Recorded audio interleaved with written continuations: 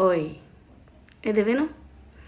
I felt it ironic like when I am very sad and in pain, I go to the person who love me, and when I am happy, I go to the person whom I love.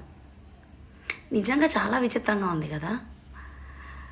బాధ వస్తే మనల్ని ఎవరు love చేస్తారో వాళ్ళని వెతుక్కుంటూ వెళ్తాం. హ్యాపీగా ఉంటే మనం ఎవరిని లవ్ చేస్తున్నామో వాళ్ళని వెతుక్కుంటూ వెళ్తాం. రీజన్ ఏమై ఉంటుంది? నేనేమనుకుంటున్నానో తెలుసా?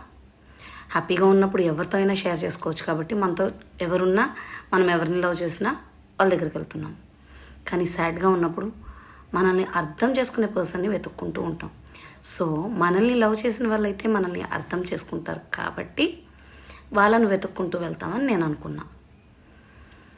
మీకేమర్థమైందో కమెంట్ చేయండి. ఓకేనా?